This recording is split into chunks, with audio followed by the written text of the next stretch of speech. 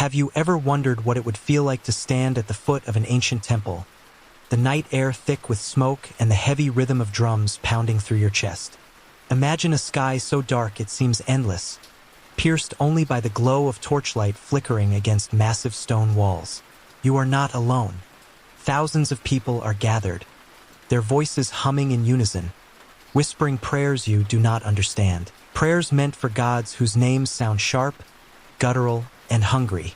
Somewhere in the distance, a conch shell blasts, deep and haunting, signaling that something is about to happen, something no one can stop. Would you dare stay or would you run? Before we descend into this unsettling journey through the terrifying rituals of the Aztecs, take a moment to like this video, tell me in the comments where you are watching from, and subscribe to the channel. But do it only if you are truly ready to step into a world where blood was currency, fear was tradition, and the line between life and death was razor thin. Still here, good. Let us walk together into the shadows of Tenochtitlan. The Aztec Empire was unlike any other. It was not simply a society with temples and warriors, it was an entire cosmos built on balance, on sacrifice, and above all, on blood. To the Aztecs, the universe was fragile. They believed it teetered on the edge of collapse every single day, and that only through offerings of human life could the world continue to exist. The sun itself, that great burning heart in the sky, was thought to be weak, tired, and in need of nourishment. Without blood, without hearts torn from human chests, the Aztecs believed the sun would simply stop rising. Imagine living in that world, waking up every morning with the dreadful thought, what if today the sun refuses to return? Step closer with me now into Tenochtitlan, the heart of the Aztec world. By day, it was dazzling. A city of canals, floating gardens, marketplaces bursting with exotic foods, feathers and obsidian blades that glistened like black ice. But by night, especially on nights like this, it became something else. The great temple, the Templo Mayor, rose like a jagged mountain of stone. Its stairways were steep, its summit lined with shrines to gods of war and rain. And at its base, thousands gathered in anticipation. You can almost hear it, the low thud of drums, the sharp cry of flutes, the scent of copal incense burning so thick it stings your throat. What were they waiting for? They were waiting for a life to be offered, waiting for the sound of a blade, the sight of blood spilling down the steps. And in those moments, the crowd was not horrified, they were uplifted, because to them sacrifice was not murder. It was necessity, it was honor, it was survival. Now pause for a moment and ask yourself, if you had been born here in this city centuries ago, what would you have believed? Would you have seen the rituals as barbaric? Or would you, like the Aztecs, have cheered with pride, convinced that every heart cut from a chest was another day of sunrise, another day to live, another day to love? Think about it. You might be sitting comfortably in your home right now, sipping coffee or scrolling through your phone before bed. But if fate had placed you in the Valley of Mexico in the 15th century, your entire existence might have revolved around preparing for, witnessing, or even participating in rituals of blood. And the most terrifying part, you would not have thought them strange. You might have prayed for the honor of being chosen as a sacrifice, believing it would make you immortal among the gods. As the drums grow louder and the torches burn brighter, you feel the press of the crowd around you. The faces are painted, streaked with white and red, their eyes wide with expectation. You hear chants for Huitzilopochtli, the god of war, and for Tlaloc, the god of rain. You see children clinging to their mothers, warriors gripping obsidian blades, priests draped in jaguar skins. You do not understand every word, but you understand the tone. It is both reverence and terror. And then you realize this is just the beginning. Tonight, we will journey through the most terrifying rituals of the Aztecs. You will see hearts lifted to the heavens, blood running like rivers down stone steps, masks made of human skin, and children's tears offered to gods of rain. Along the way, we will ask difficult questions, not only about history, but about ourselves. Why do humans cling to rituals of pain and sacrifice? What part of us hungers for meaning? Even if it comes at the cost of horror, stay with me. For the night is long, and the Aztecs are waiting. What kind of world do you live in when blood is not just life, but currency, obligation, and faith? To the Aztecs, every heartbeat was a gift from the gods, and every drop of blood belonged to them. Their religion was not a gentle promise of paradise. It was a contract, signed in flesh, enforced by fear, and maintained by ritual. The Aztec pantheon was immense, a sprawling cast of gods and goddesses, each demanding devotion in their own terrifying way. At the center stood Huitzilopochtli, the hummingbird of the south, the god of war, the sun itself embodied. He was not the warm, gentle sun you might imagine, but a warrior sun, fighting daily against darkness, against the endless void.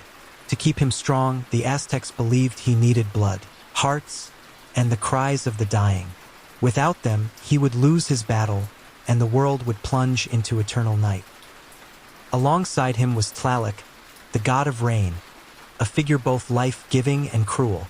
Farmers prayed to him for rain to nourish their crops, but Tlaloc's appetite was unusual. He preferred the tears of children. The Aztecs believed that when children wept, their tears became rain.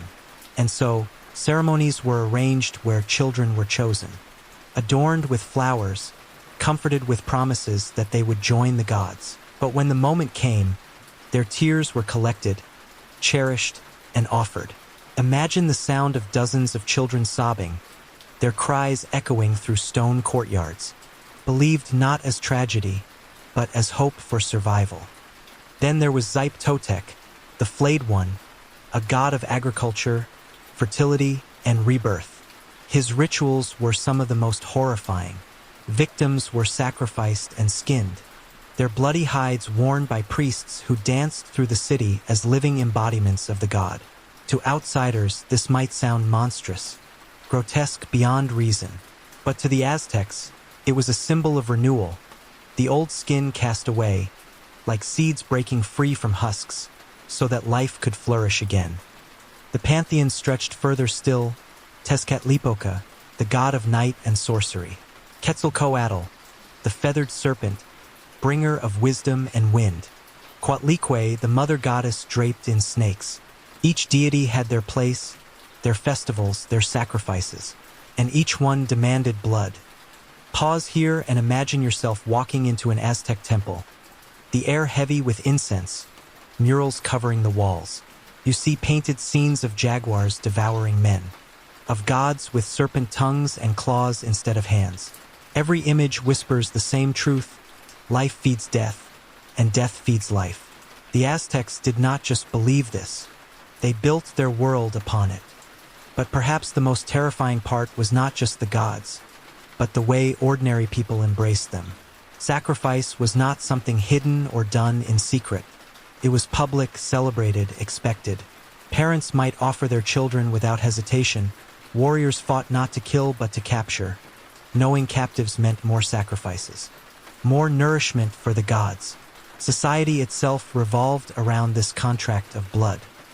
Now let me ask you, if you were raised in such a world, what would you do? Would you dare question it, knowing that doubt might mark you as weak, perhaps even worthy of sacrifice yourself? Or would you cheer with the crowd, raising your voice in prayer, believing with all your heart that spilling blood was the only way to keep the sun in the sky? It is easy, from the safety of modern life, to look back and judge. But step into their shoes for just a moment. Think of a world where drought could wipe out your family, where famine haunted every harvest, where invaders threatened from every horizon. In that world, offering blood might not feel barbaric, it might feel like insurance, like necessity, like the only way to survive. And so, as the drums beat and the torches burned, the Aztecs offered up what was most precious, not just to honor their gods, but to ensure that tomorrow would even exist. Tonight, you and I are only at the beginning of this descent. We have opened the door to the pantheon of gods, a world of deities whose hunger shaped an empire. But the rituals themselves, the rituals will test your imagination, your comfort, even your sleep. Stay close. The night grows darker. Close your eyes for a moment and picture it. the heart of Tenochtitlan, the great city of the Aztecs, rising like a jewel in the valley. Canals glisten like veins of water under the moonlight. Thousands of torches illuminate the square. But your gaze is drawn inevitably to the enormous structure at the center, the Templo Mayor. The Great Temple. It dominates the city, a massive pyramid with twin staircases climbing steeply toward twin shrines at the top. One shrine belongs to Huitzilopochtli, the god of war and the sun. The other belongs to Tlaloc, the god of rain and fertility. To approach this temple is to approach the very axis of the Aztec universe, the place where heaven, earth, and the underworld touched. The steps are steep, almost impossibly so, each one worn smooth by centuries of feet of worshippers, priests, and victims. Imagine climbing them as a prisoner, your hands bound, the crowd roaring below. Every step upward is not just a climb, but a farewell to life itself. By the time you reach the top, the air is thin, the flames are blinding, and the drums, always the drums, pound like the heartbeat of the gods. These drums were not ordinary instruments. Made of wood and stretched hide, some towered taller than a man. Their sound rolled like thunder, deep and resonant, echoing across the entire city. When they played, no one could escape their call. Priests used them to summon attention, to drown out screams, to create a rhythm for ritual death. To stand near them was to feel your bones shake. The Aztecs believed the sound carried prayers into the heavens, a bridge between the mortal and the divine. Now, picture yourself standing at the foot of the temple during a great festival. The square is packed with tens of thousands of people, their bodies pressed shoulder to shoulder, their faces painted in bright colors. Vendors sell food, women burn incense, children chant songs they barely understand. And then, suddenly, the drums begin. A silence sweeps the crowd as the first booming strike echoes across the night. You feel it not just in your ears, but in your stomach, your chest, as though your very heart is being tuned to the rhythm. At the top of the stairs, the priests emerge. They are dressed in elaborate costumes, jaguar skins, eagle feathers, cloaks dyed crimson with cochineal. Their faces are painted in black and red, their eyes glittering with obsidian dust. In their hands are obsidian knives so sharp they can slice through flesh like paper. Behind them, the shrine doors swing open, and offerings of flowers, fire, and songs spill into the night. Then comes the victim, sometimes a warrior, captured in battle, chosen for his bravery. Sometimes a slave, purchased for this moment. Sometimes, even a volunteer, believing death in this place would secure eternal honor. The crowd roars approval. The drums quicken. The victim ascends, step by agonizing step, toward the altar. Can you feel it, the suffocating anticipation, the collective breath of thousands waiting for blood? This was not horror to them, it was holy theater. A performance in which gods were fed, the cosmos was secured, and everyone was a participant. And yet, imagine being that victim. Each drumbeat a countdown, each step a reminder that your chest will soon be torn open. Would you beg for mercy, or would you, as many did, walk proudly, lifting your head high, believing that you were about to become the lifeblood of the universe? The priest sees the victim, laying him on a stone slab before the shrine. The drums grow deafening. The knife flashes in the torchlight, and as the blade plunges, the crowd erupts, not in horror, but in ecstasy. The heart, still beating, is lifted high toward the heavens, its blood streaming down the steps like a crimson river. Below, the people shout, weep, and pray, convinced that they have once again secured the sun, the rain, and another day of life. This was the Templo Mayor. This was the theater of gods and blood. It was not just architecture, it was a machine for faith, a stage for terror, a bridge between human bodies and divine hunger. Now let me ask you, if you were in that crowd, pressed shoulder to shoulder, hearing the drums and seeing the blood, what would you feel? Would you recoil in disgust? Or would the fever of belief seize you too, making you raise your hands to the sky in praise? Remember, to the Aztecs, these were not crimes.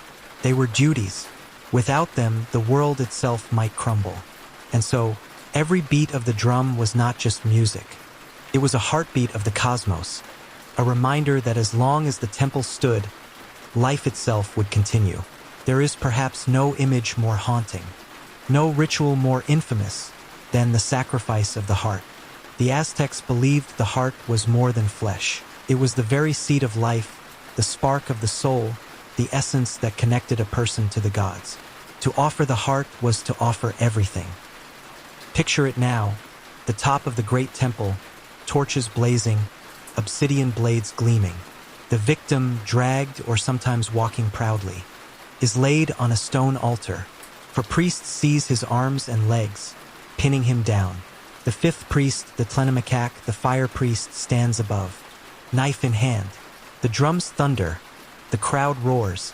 The sky seems to press down as the blade descends. The obsidian knife is unlike any modern blade. It is jagged, black, and sharper than steel. With one swift cut, it slices into the chest, parting skin, muscle, and bone. The priest reaches in, his hands slick with blood, and pulls free the heart, still beating, still pulsing with life. For a moment, it quivers in his grasp like a bird struggling to escape. And then, it is lifted high, offered to the heavens, the blood spilling down the priest's arms and dripping onto the stone. The crowd erupts, a sound like thunder, like waves crashing. To them, this is victory, survival, communion with the gods. They believe the sun has been fed, that the cosmos has been secured for another day.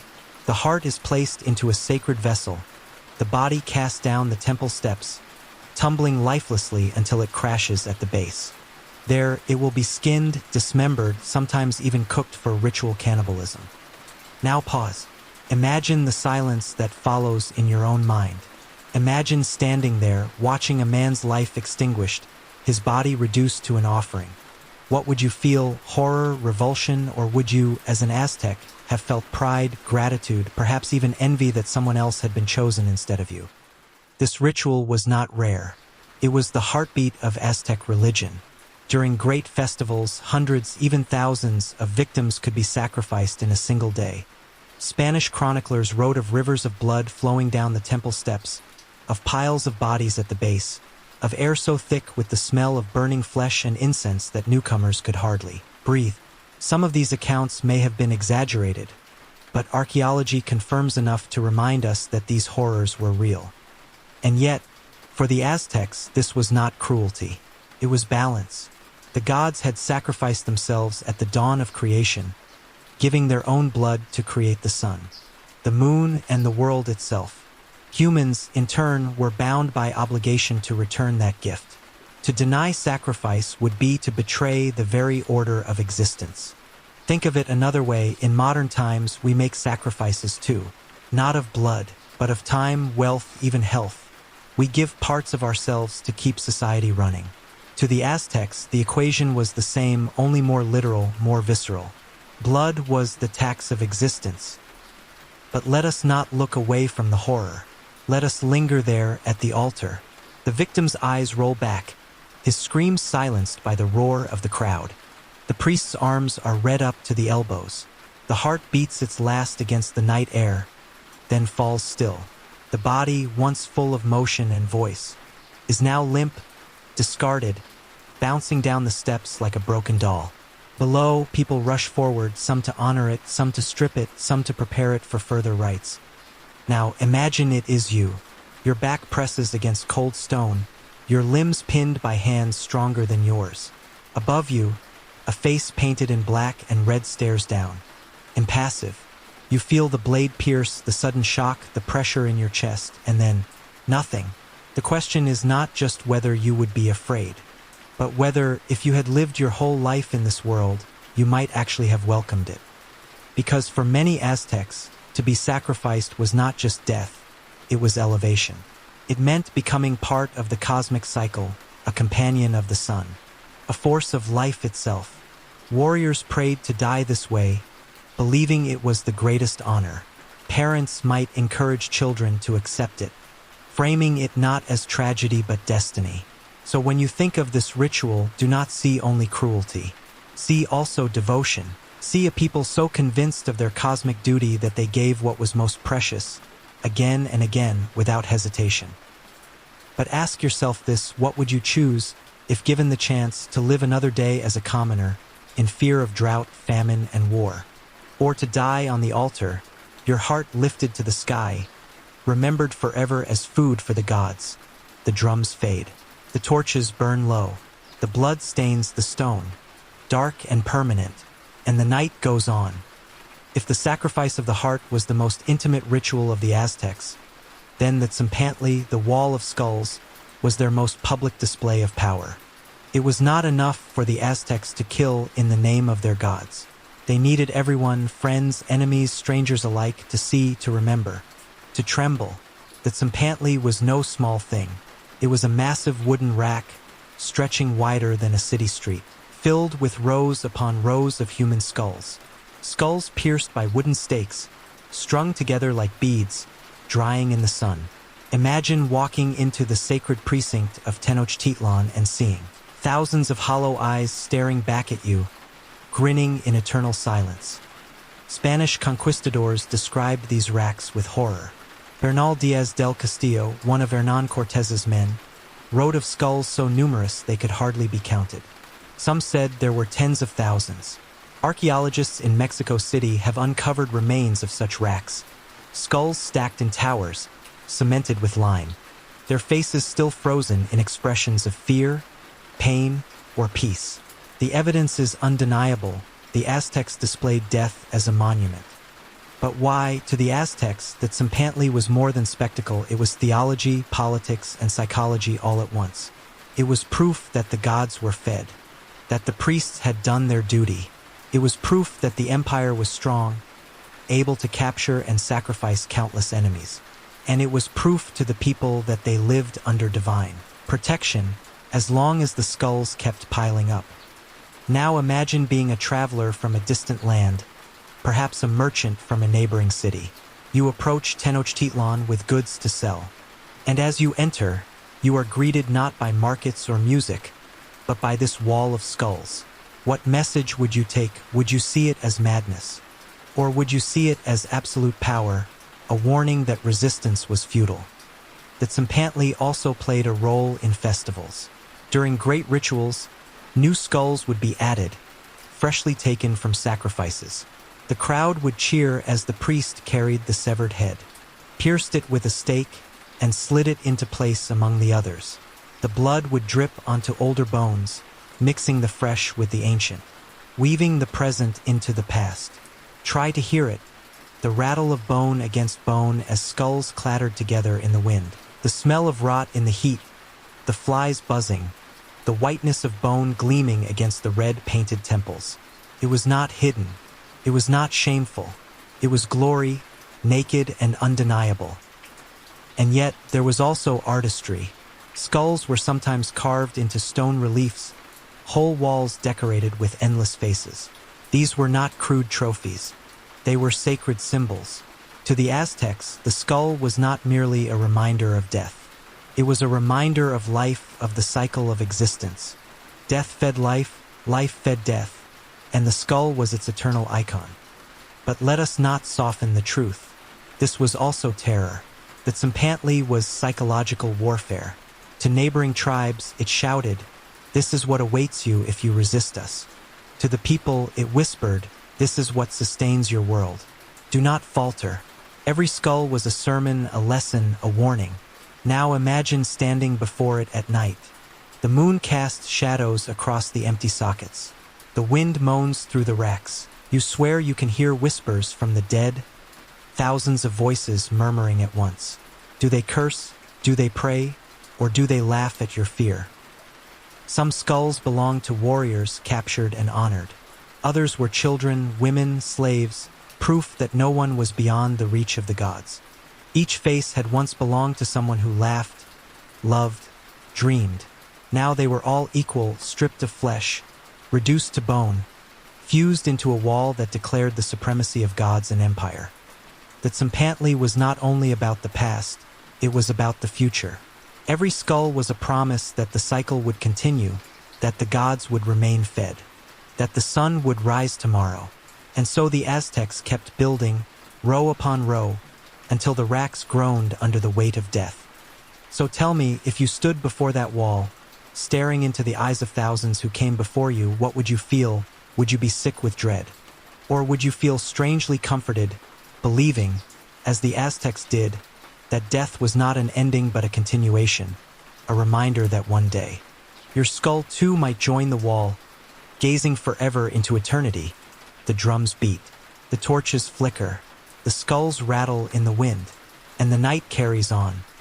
Among the pantheon of Aztec gods, none inspired more terror and fascination than Xipe-Totec, the Flayed One.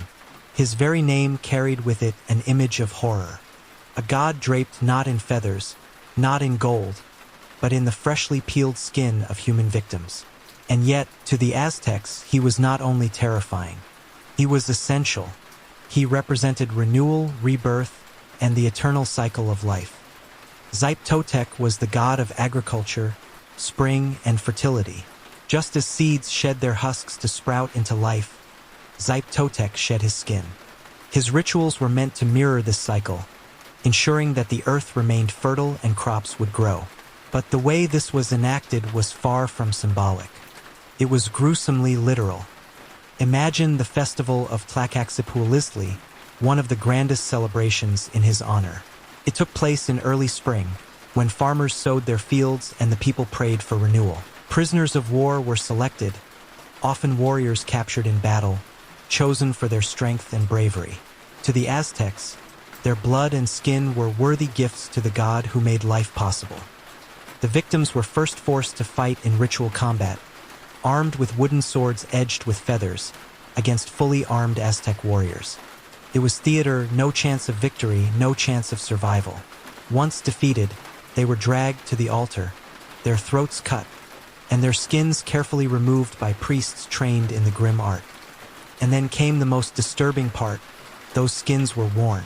Priests, nobles, sometimes even ordinary young men, would don the bloody hides like garments. They would walk through the streets of Tenochtitlan, dripping, reeking of death, yet celebrated as living embodiments of Xipe-Totec. The people did not recoil. They welcomed them, touched them, sought blessings from the flayed skins. To them, these men were not grotesque, they were divine. Picture it, a figure walking past you in the crowd, his face hidden behind the mask of another man's face, the lips slack, the eyes empty. His arms glisten with blood, his hands still warm inside the hollow skin of another.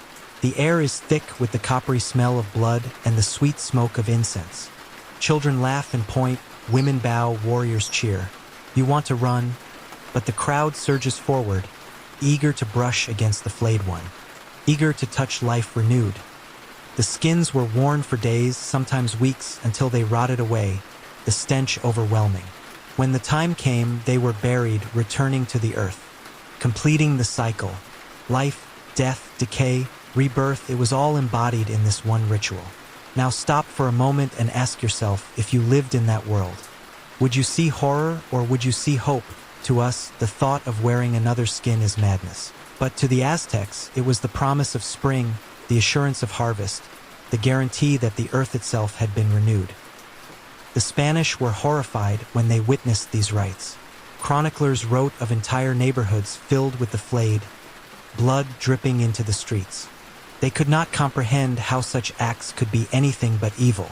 Yet archaeology has confirmed their accounts, murals of Xipe-Totec, statues showing him wearing sagging skin. Even depictions of priests with holes cut in the skins for their mouths and eyes. And so, the flayed god remains one of the most unsettling figures in human history. He forces us to confront a question we rarely dare ask. What is the true cost of life? If the Aztecs believed that life could only emerge from the death of others, was their ritual so different from the cycles of nature? Where predators consume prey, where decay feeds the soil, where new life rises from rot, perhaps that was their greatest truth, that beneath the horror, beneath the blood, there was an understanding of life's deepest law: nothing lives without something else dying. So let me ask you, if you walked the streets during Tlacaxepulisli, and one of the flayed priests reached out to touch you, Would you recoil in terror? Or would you, like the Aztecs, bow your head, feeling blessed, believing that through his decaying garment, the god of rebirth had brushed your soul? The drums beat, the skins sway, the air is heavy with life and death, bound together, inseparable. Not all Aztec rituals took place on temple steps. Some were hidden inside the thunder of a game, inside the echo of a ball striking stone. For the Aztecs, sport was never just sport, it was a stage for gods and a contest of life and death. The game was called Alamaliztli, the sacred ball game. Played across Mesoamerica for centuries, it carried deep meaning among the Aztecs. On the surface, it was simple. Two teams faced each other in a long stone court shaped like a capital I. A heavy rubber ball, weighing up to 9 pounds, was hurled back and forth. But players could not use their hands. Only their hips, thighs, and sometimes elbows or knees could strike the ball. The goal, to keep it in motion, to pass it through stone rings set high on the walls. Now imagine the sound, the thud of rubber against flesh, the grunt of men colliding, the crowd chanting as the ball bounced like a cannon shot. The court walls were steep, towering, designed to amplify every echo, so that each strike reverberated like thunder. To watch was electrifying. To play was dangerous. A single mistake could mean broken ribs, shattered bones, or worse. But the real danger came after the game, because among the Aztecs, this was not mere entertainment. It was a sacred ritual, a performance reenacting the eternal struggle between gods of day and night, life and death, and the outcome carried consequences. In some games, the losers were offered as sacrifices, their hearts torn out, their heads added to the tzimpantli. In other stories, it was the winners who died, an honor, a gift, chosen by the gods for their skill and strength. Scholars still debate which version was most common, but whether victory or defeat, the message was the same. The game was never just a game. Picture yourself stepping into the court.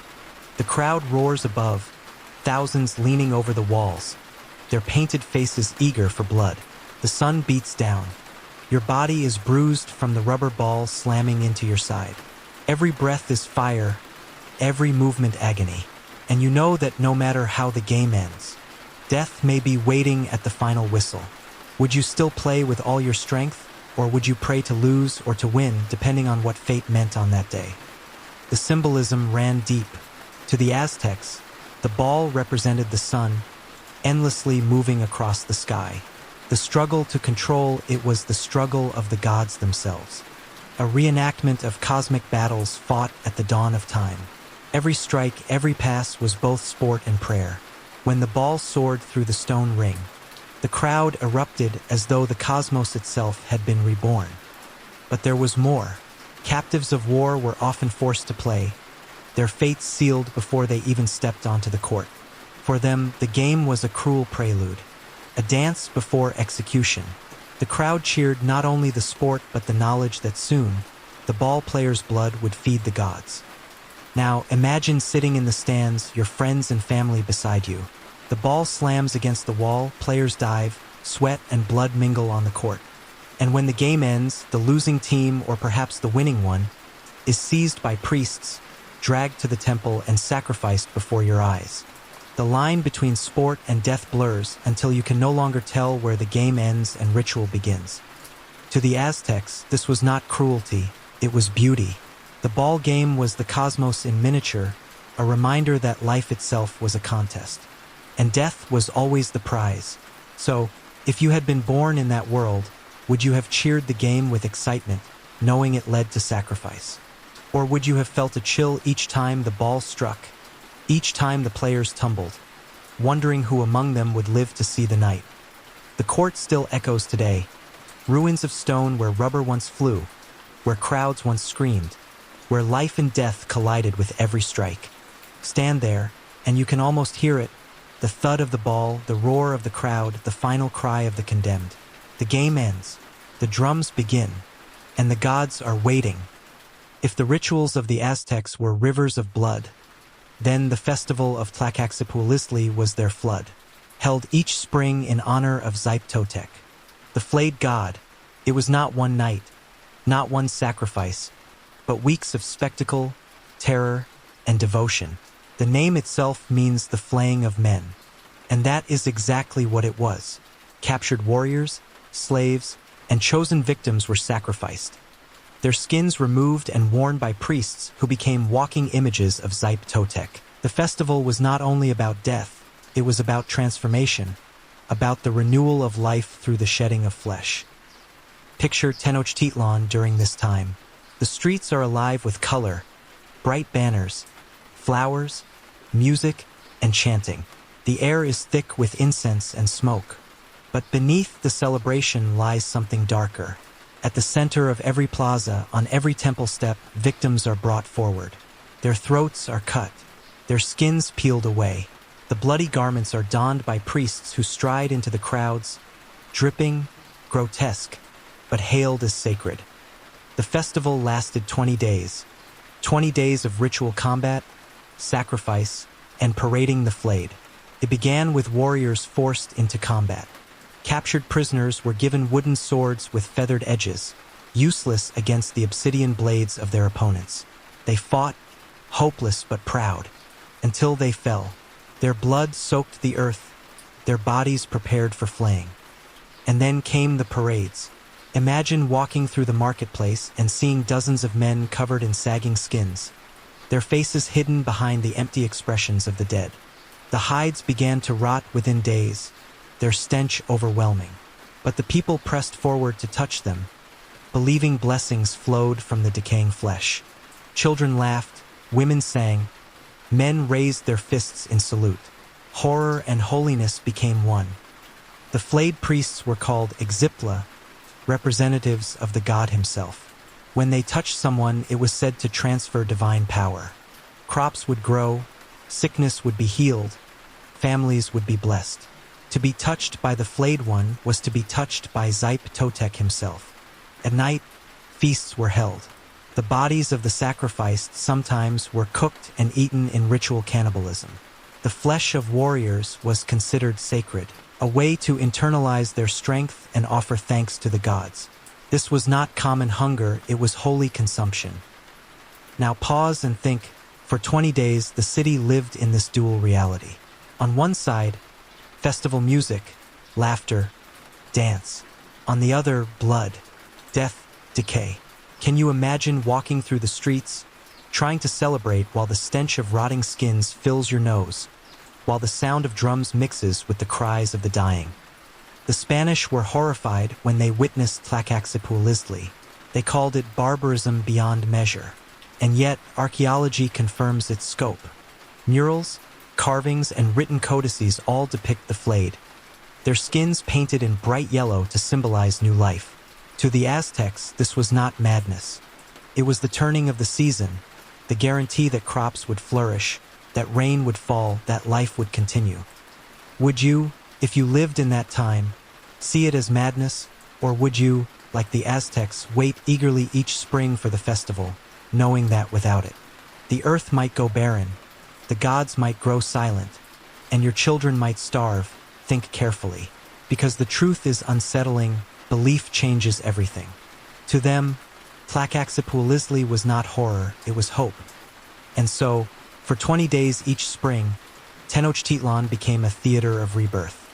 Blood flowed, skins rotted, drums thundered, and the people rejoiced, convinced that through death they had secured life. The drums still echo, the skins still sway in memory, and the gods still watch. In the Aztec world, warriors were more than fighters.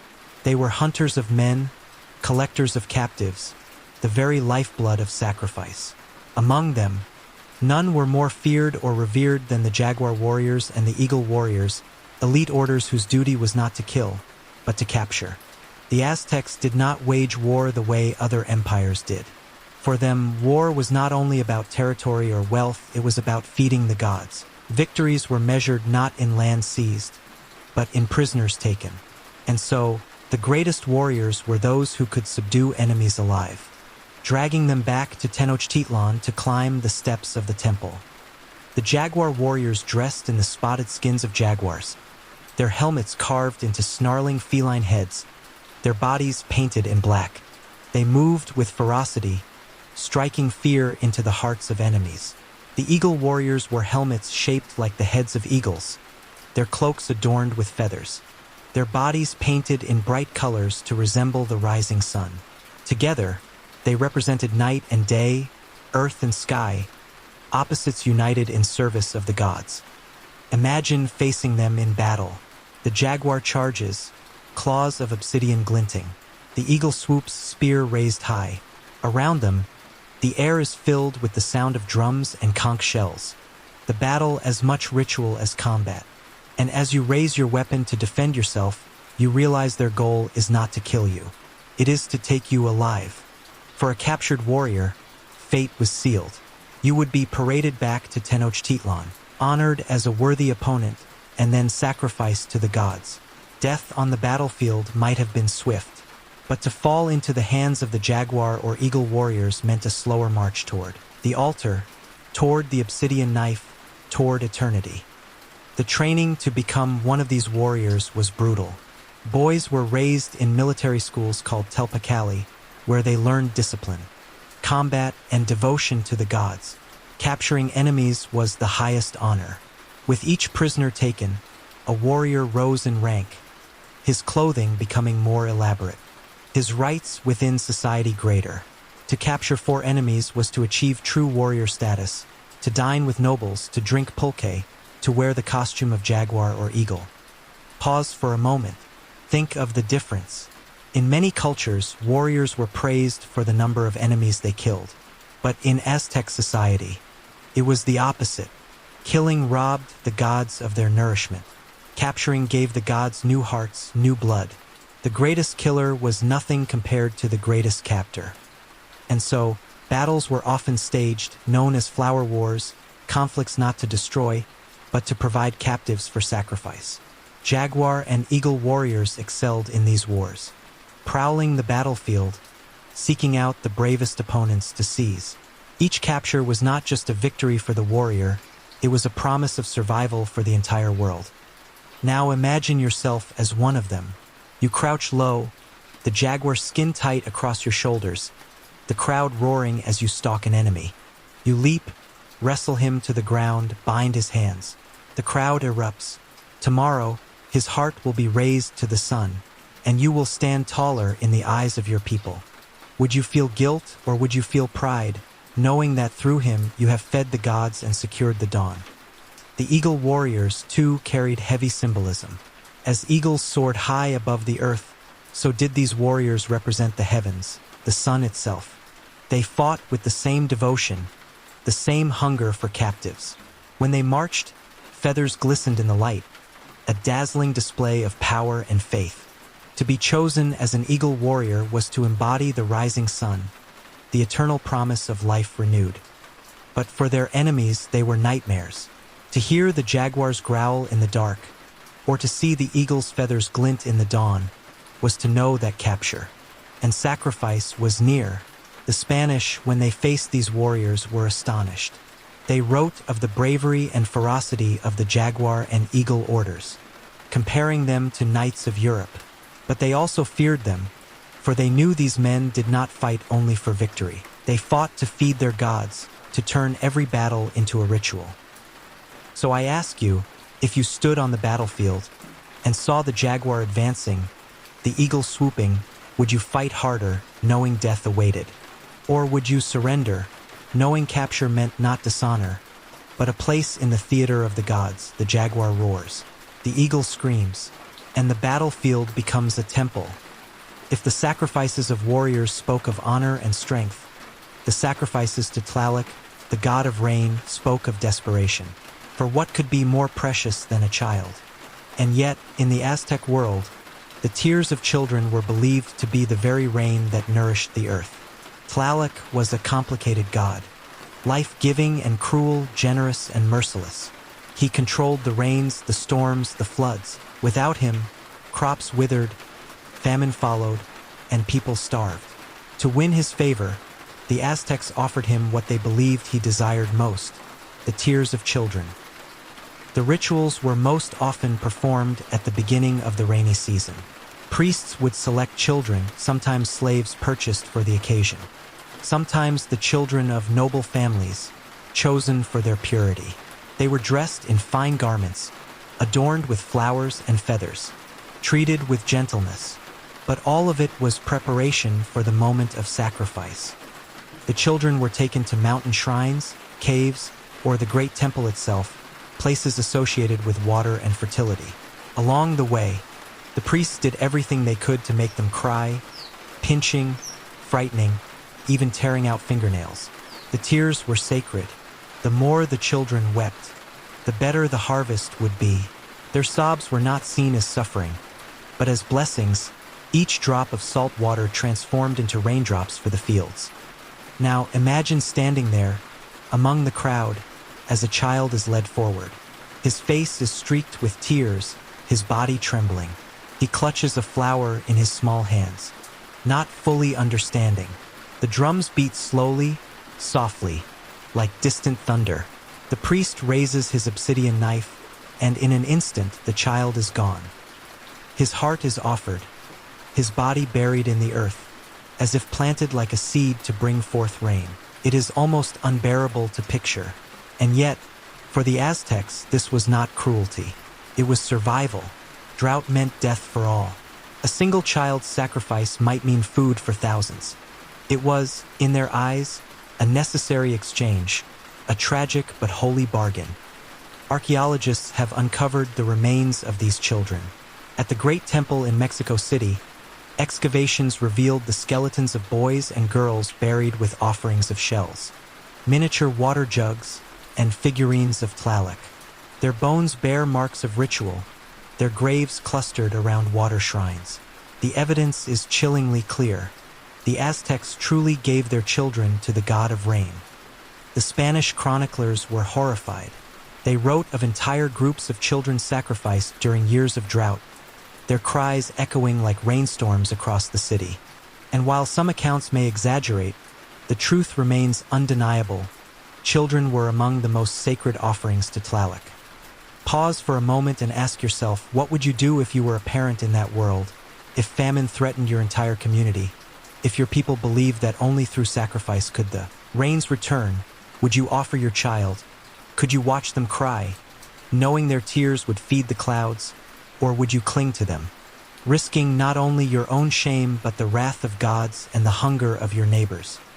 The question is horrifying, but it forces us to see the Aztecs not simply as monsters, but as humans caught in a desperate struggle with nature. Their world was fragile. Their crops depended on forces beyond their control. And in that uncertainty, they reached for the ultimate offering, the lives of their children. Think of the power of belief.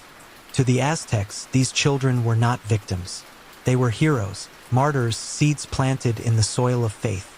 Their tears were not wasted. They became rain, life itself. So, if you had stood in Tenochtitlan as the clouds gathered overhead, as the smell of incense mingled with the cries of children, would you have felt horror? Or would you, like the Aztecs, have lifted your eyes to the sky, praying that the rain would finally come? The drums fade. The earth drinks the blood. The skies rumble. And somewhere, perhaps, the first drops fall. The Aztecs did not see the world as divided between the natural and the supernatural. For them, magic was not fantasy, it was reality, woven into every ritual. Every prayer, every drop of blood spilled. Behind the drums and sacrifices lay another layer of belief, the world of spells, curses, and sorcery. The word Nawali referred to a person believed to have magical powers, sometimes healers, sometimes sorcerers, sometimes feared shapeshifters who could transform into animals at night. These figures moved in the shadows of Aztec society, both revered and dreaded. To fall under the spell of a Nawali was to risk sickness, madness, or death. Magic was not separate from religion, it was part of it.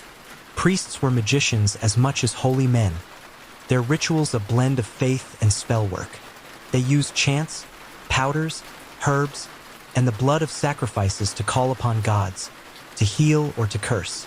A priest might cure a sickness with a ritual bath and a prayer to Tlaloc, or he might blame the illness on sorcery, declaring that someone had cursed the victim, and demand a blood sacrifice to lift it. Imagine the fear of living in such a world. A child falls ill. The family wonders, is it a sickness of the body? Or has someone cast a curse? Neighbors are suspected. Accusations fly. The only answer, the intervention of priests, the spilling of blood, the chanting of spells under the smoke of incense. The Aztecs also believed strongly in omens. A bird crying at midnight, a comet streaking across the sky, a malformed child born. Each was seen as a sign of doom or blessing. Messages from the gods. Sorcerers claimed to interpret these signs, but they also manipulated them, using fear to increase their own power. A whispered curse could send someone into panic. A secret blessing could raise hope. In a society already built on blood and sacrifice, magic became another currency of control. Some rituals were aimed at protection. A mother might tie a charm of obsidian to her child to ward off evil. Warriors painted symbols on their bodies before battle, believing the marks would shield them from enemy weapons. Farmers buried offerings in their fields, mixing seeds with drops of blood, whispering incantations to ensure the crops would grow. But other rituals were darker. Enemies were cursed with clay figurines pierced by obsidian blades, their names whispered into the smoke of burning herbs. A sorcerer might scatter bones on a doorstep, a silent warning that death was near. Some spells called for the use of human remains, ashes, bones, even hair from sacrificed victims, believed to carry powerful energy. Pause and imagine being there. You walk home at night through the narrow streets of Tenochtitlan. The moon glows on the canals, and suddenly, you see a small figurine at your door, its chest pierced with a shard of obsidian, its face painted red. Would you dismiss it as nothing? Or would your blood run cold, knowing someone had cursed you, and that only blood could break the spell? The Spanish conquistadors often wrote of Aztec magic with fear. They described sorcerers who claimed to turn into jaguars or owls at night, prowling the city to steal souls. Whether these tales were superstition or not, they reveal the deep respect and terror the Aztecs held for magic. Even the greatest Aztec rulers consulted sorcerers and diviners. Moctezuma himself is said to have relied on omens and spells, watching the stars, reading the smoke of fire, listening for whispers from the gods. When the Spaniards first arrived, many believed their coming had been foretold by omens. Comets, earthquakes, strange lights in the sky. Magic, in this way, shaped the course of history itself. Now ask yourself, if you lived in that world, would you have trusted in reason? Or in magic, if your child grew sick, would you seek herbs and medicine? Or would you sacrifice to Tlaloc, whisper a prayer, and beg a Nawali to break the curse? Magic, for the Aztecs, was not a game. It was survival. It was power. It was the unseen thread binding humans to gods, life to death, fate to blood. So the next time you think of the Aztecs, do not picture only temples and warriors. Picture also the silent rituals in darkened rooms, the whispered curses, the painted charms, the sorcerers prowling at night. For in the Aztec world, the line between prayer and spell, blessing and curse, was as thin as a knife's edge. The incense burns, the chant rises, and the night is alive with unseen forces. Long before the clash of steel and gunpowder, before horses thundered across the Valley of Mexico, the Aztecs believed their gods had already spoken. The world, they thought, was never silent. It whispered warnings, painted signs in the sky, carved messages into the earth. And as the 16th century dawned, those signs grew darker, more terrifying. The chronicles tell us of 8 ominous events that occurred in the years before the Spanish conquest. To the Aztecs, these were not coincidences. They were omens of doom, prophecies that their empire was nearing its end. The first was a pillar of fire that appeared in the night sky, burning for days. It glowed so brightly that it turned the midnight into daylight, a comet or meteor blazing across the heavens. To us, it might be a natural event. To them, it was the breath of angry gods. The second omen was a fire that consumed the temple of Huitzilopochtli, god of war and sun. It burned so fiercely that water could not extinguish it. Priests tried desperately to put it out, but the flames roared higher, as if the god himself had abandoned his own house. Imagine the terror of watching your most sacred temple crumble, powerless to stop it. The third was a lightning strike on another temple, yet no rain fell. The bolt split the building apart, fire licking the sky, but no storm followed. It was not nature, it was a divine hand, a strike of wrath without relief. The fourth omen was strange, water boiling in lakes and rivers, flooding homes, sweeping away children. The earth itself seemed to turn against the people, drowning them without warning. The fifth was eerie, a woman wandering at night, crying out, "My children, we must flee far away." The Aztecs later remembered her as La Llorona, the weeping woman, a ghostly figure who still haunts Mexican folklore today. Imagine the chill of hearing her cries echo through the city at night, not knowing if she was human, spirit, or goddess. The sixth was a strange bird, caught by hunters, with a mirror in its head. When Moctezuma looked into it, he claimed he saw not the sky, not himself, but warriors riding beasts, images of the Spaniards, long before they arrived. Terrified, he demanded the bird destroyed. The seventh was the appearance of monstrous figures, people with two heads, people deformed, born from the wombs of women. To the Aztecs, such births were omens, not accidents, proof that the order of the world was unraveling. The eighth was the most haunting, voices in the night, disembodied, whispering doom. Some said they came from the temples, others from the mountains, still others from the wind itself. Always the same warning, the end is near. Now pause. Imagine being Moctezuma, emperor of the Aztecs, hearing these reports one after another. Fires, floods, strange births, ghostly women.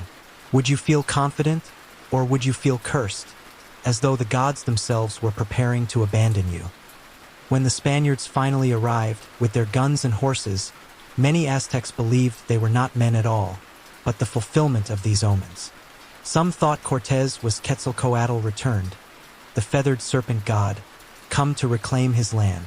Others saw only death in the gleam of steel. The Spanish themselves recorded these omens, sometimes mocking them, sometimes fearing them. And yet, history shows how powerful belief can be.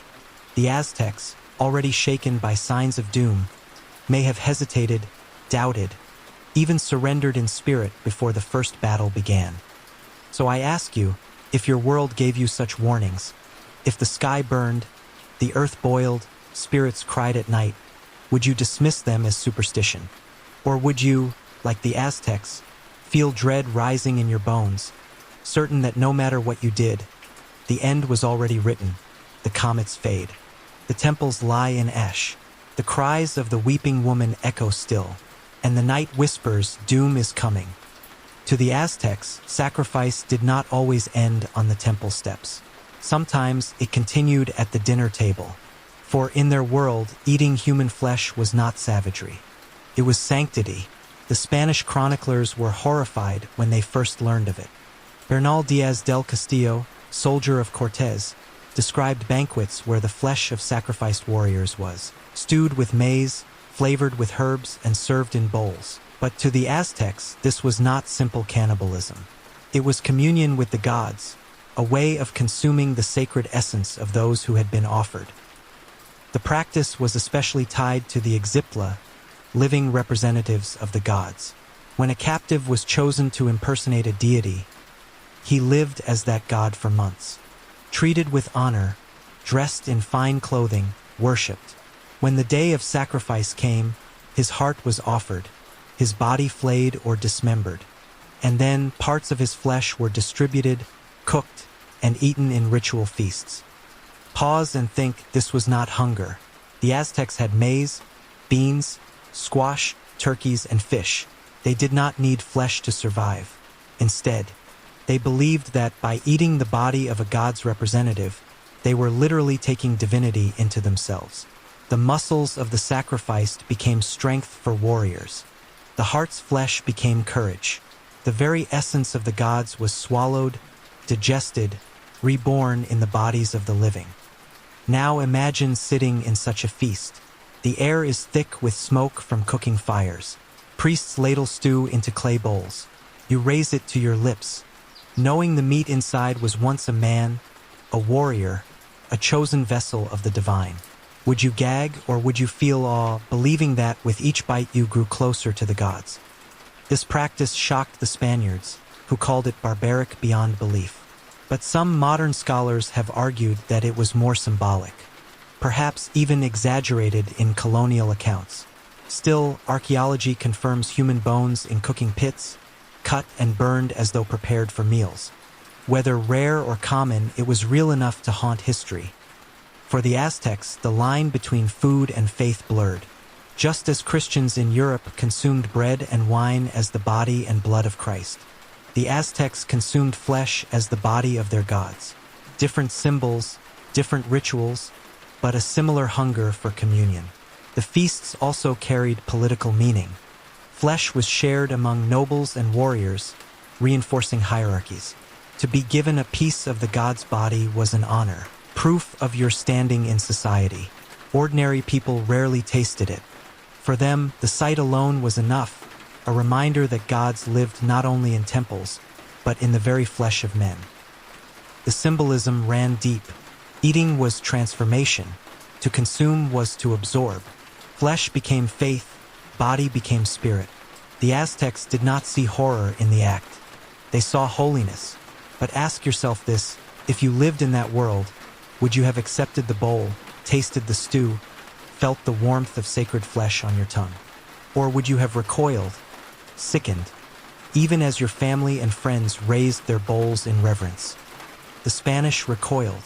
They called it proof of devilry, evidence that the Aztecs were children of Satan. But perhaps that was too simple. Perhaps. Beneath the shock, there is a truth we hesitate to admit, that humans everywhere seek communion with the divine, and that sometimes the forms it takes are not so different after all. So, when you picture the Aztec cannibal feast, do not see only barbarism. See also belief, devotion, and the desperate hunger to be one with gods. The stew simmers, the bowls are passed, and the divine is consumed. When we think of Aztec rituals, it is often warriors and priests who fill the stage. But women, too, played powerful and sometimes tragic roles in the theater of blood and faith. Their bodies, their voices, and their lives were woven into the cycle of sacrifice, fertility, and cosmic duty. In Aztec society, women were deeply connected to the earth, fertility, and the cycles of life. Goddesses such as Coatlicue, the serpent-skirted mother of gods, and Cihuacotl, the snake woman of childbirth, represented both creation and destruction. To honor these divine figures, human women were sometimes chosen to serve as their earthly representatives. Ixiptla before being sacrificed. One of the most haunting examples was the festival of Akpenitli, the sweeping of the roads. In this ritual, a young woman was chosen to embody the goddess Tosi, the mother of the gods. For days, she lived as a queen, honored, bathed, dressed in fine garments, and treated as divine. But on the day of sacrifice, she was flayed, her skin worn by a priest who then assumed her role, bringing renewal to the earth. To the Aztecs, her death was the rebirth of the world. Women were also sacrificed to Xilanen, the young maize goddess, to ensure the fertility of crops. Others were offered to Cihuacotl during childbirth rituals, their deaths believed to strengthen the life of mothers and infants. In some festivals, women impersonated goddesses of water, fertility, or the moon, and their sacrifice symbolized the nourishment of the earth. But women were not only victims, they were participants and creators of ritual. Midwives, for example, played critical roles in childbirth, a moment seen as a battlefield. A woman giving birth was compared to a warrior. If she died during labor, she was honored like a soldier fallen in combat. Her soul believed to accompany the sun across the sky. Songs and prayers described her as a heroine, her sacrifice no less sacred than that of men on the altar. Priestesses also served in temples, tending fires, preparing offerings, chanting prayers. They cut themselves with obsidian blades to draw blood for the gods, just as male priests did.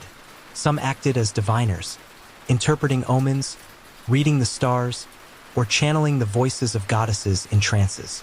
Still, the shadow of sacrifice always loomed.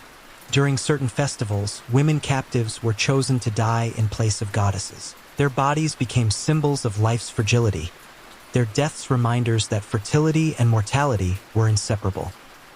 Imagine being one of them, a young woman chosen to live as a goddess for a month, dressed in silk and feathers, worshipped by all.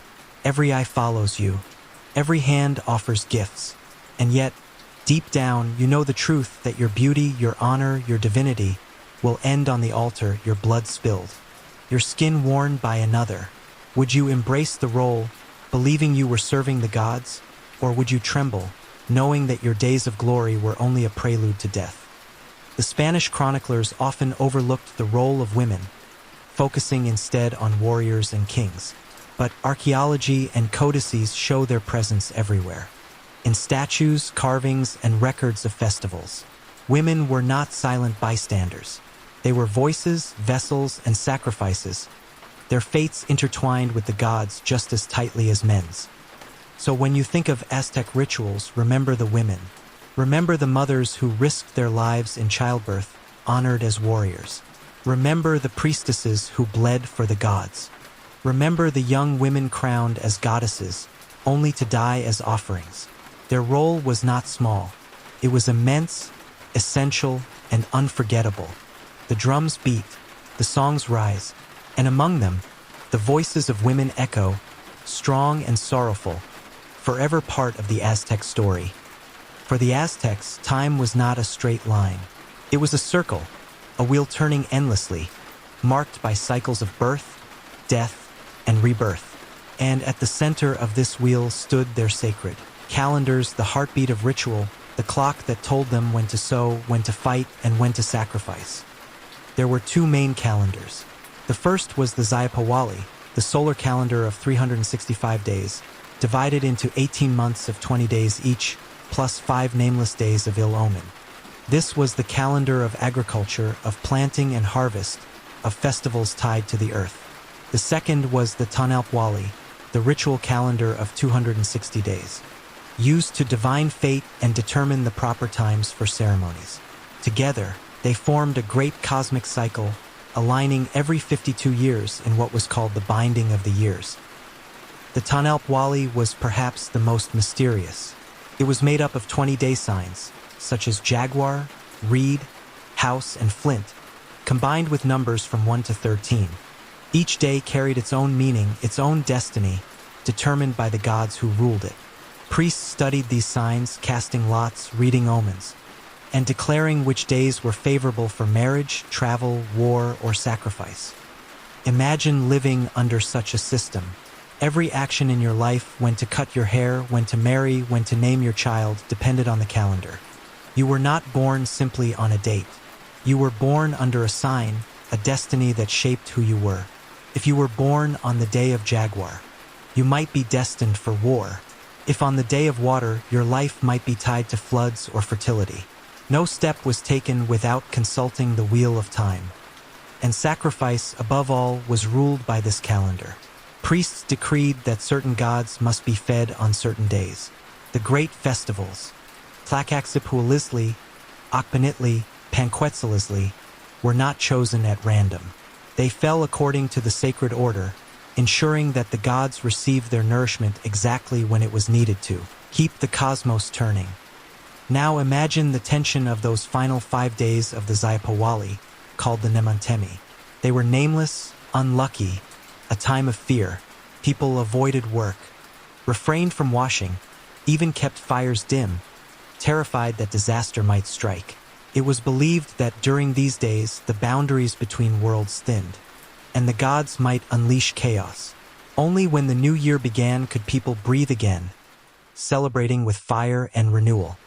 The culmination of these cycles was the new fire ceremony, held every 52 years, when the two calendars aligned. On that night, all fires across the empire were extinguished. Darkness covered the land, Priests climbed the hill of the star to watch the heavens. If the stars aligned and the sun rose the next morning, a new fire was lit on the chest of a sacrificial victim, the flame born from blood. From that single fire, torches were carried to relight every hearth in the empire. It was a cosmic reset, proof that time itself had not ended. Pause and imagine being there in that night of silence. No fire, no light, only fear. Families huddled together, whispering prayers. Would the sun rise? Would the world end? And then, at dawn, the cry, the fire has been lit, the world lives again. Relief floods the city as smoke rises from rooftops, as drums thunder to greet the reborn sun. For the Aztecs, time was sacred, alive, dangerous. To live was to walk within the cycles, to honor the calendar, to spill blood when blood was due. They did not believe they controlled time. They believed they served it. So I ask you, if you lived in that world, would you fear the turning of days, counting down to omens you could not escape, or would you embrace the wheel, trusting that through ritual, through sacrifice, the circle would continue and the sun would rise again? The wheel turns, the drums beat, and time, for the Aztecs, is never ending. The obsidian knife did not wield itself. Behind every sacrifice stood a priest, calm, disciplined, devoted, trained from childhood to spill blood for the gods. For the Aztecs, these men were not butchers. They were bridges between the mortal and the divine, guardians of ritual, executioners of cosmic duty. But how did one become such a figure? How was a boy transformed into the steady hand that tore the beating heart from a chest? Priests were trained in special schools called Kalmakak, institutions reserved for the sons of nobles, though sometimes talented commoners were admitted. From an early age, boys lived under strict discipline. They rose before dawn to sweep the temples, carried offerings, and memorized the sacred chants. They fasted, bled themselves with obsidian blades, and learned to endure hunger, pain, and sleepless nights. Their lives were preparation for one thing: service to the gods. Education was not only ritual, it was intellectual. The priests studied the sacred calendar, astronomy, mathematics, and the codices filled with myth and history. They learned the complex prayers and incantations needed to guide ceremonies. They became experts in omens, reading the stars, the flight of birds, or the pattern of fire. To be a priest was to be both scholar and executioner, wise man and killer. But the most important training was in sacrifice itself. Senior priests taught novices how to handle obsidian knives, how to cut quickly and precisely. They practiced on animals first, then on human captives. Imagine being a boy of 14, your hands trembling as you cut into the chest of a bound man, trying not to falter as the elders watched. The first cuts must have been terrifying, but over time, fear turned to discipline, hesitation to mastery. The priests also trained in restraint. They were expected to show no joy, no cruelty, no hesitation. To falter was to dishonor the gods. To laugh or revel in blood was to insult it. They were taught to treat death as sacred duty, not personal pleasure. And yet, to the eyes of outsiders, what could such discipline look like? Except terrifying coldness. Executioners came in ranks. The Quetzalcoatl were those who specialized in decapitation. The Tlenamakak lit the sacred fires. The Tlamakasqui, high priests, oversaw the great ceremonies, wearing elaborate costumes, their bodies painted in black. Some priests were permanently marked, ears slit, hair matted with blood, skin scarred from endless self-cutting. They were living symbols of sacrifice, their very bodies offerings. But priests were not isolated. They interacted daily with the people, offering blessings, interpreting dreams, curing sickness. Parents brought children to them for naming ceremonies. Warriors sought their guidance before battle. Farmers prayed to them for rain. The same hands that killed also healed. The same lips that chanted death prayers also whispered blessings. Now pause and imagine. You are a boy in Kalmakak, your parents proud, your teachers stern. Each morning you wake to the cold stone floor. Sweep the temple, fast until noon. At night, You pierce your ears with obsidian, letting blood drip into a bowl for the gods. You learn the chants, the stars, the signs, and then one day you are chosen to hold the knife. A captive lies before you, his chest rising and falling. All eyes are on you. Can you do it? Can you cut? The Spanish were horrified by Aztec priests, calling them devils, sorcerers, servants of demons. They described their black robes, their long hair clotted with blood, their teeth filed sharp, their fingers stained red. But to the Aztecs, these men were holy. Without them, the sun might falter, the rain might cease, the world might end. The discipline of the priests reminds us that the Aztecs saw sacrifice not as cruelty but as necessity. It was not done in madness, it was done in order. Every cut was calculated, every chant rehearsed, every drop of blood accounted for in the cosmic ledger. So I ask you, if you had been born into that world, would you have chosen to walk the path of the priest? Would you have accepted the knife, the blood, the endless discipline, or would you have recoiled, unable to harden your heart to the duty that kept the universe alive? The knife gleams, the chants rise, and the boy becomes the priest. Step into the heart of Tenochtitlan, and you will find yourself in Tlatelolco, the grand marketplace of the Aztec capital. To the Spaniards who first saw it, the sight was overwhelming. Tens of thousands filled its vast square daily, trading everything from cacao beans to obsidian blades, from bright feathers to live turkeys. It was the economic engine of the empire, but it was also something more, a sacred theater where commerce and ritual blended seamlessly. The market was not chaos. It was carefully ordered. Merchants were grouped by trade, one section for food, another for cloth, another for weapons. Officials watched over transactions, ensuring fairness. Judges sat in the square to settle disputes. Cacao beans served as currency with exact values assigned. A rabbit might cost 30 beans, a turkey 200.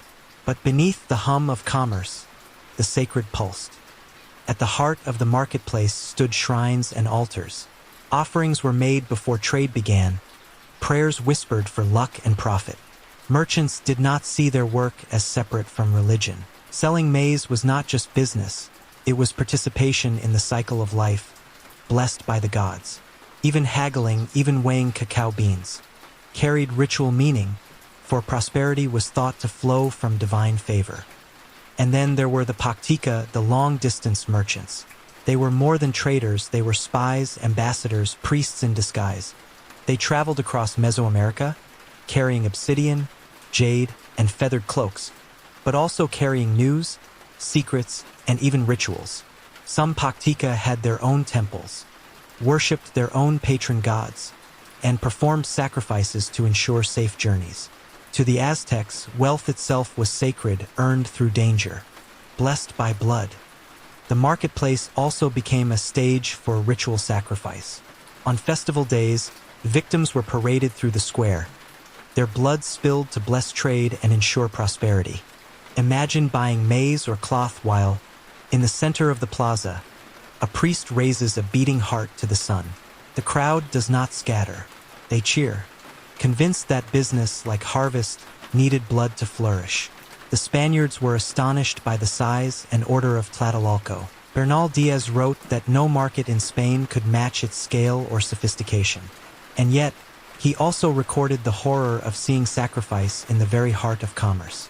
For him, it was proof of barbarism. For the Aztecs, it was proof that even trade was bound to the gods. Now pause and imagine yourself as an Aztec buyer. You walk through rows of spices, feathers glowing like fire, obsidian blades glinting like ice. You count cacao beans carefully in your hand, and then drums sound. A victim is led forward. His cries rise above the market noise. The priest's knife flashes. Blood spills on the stones.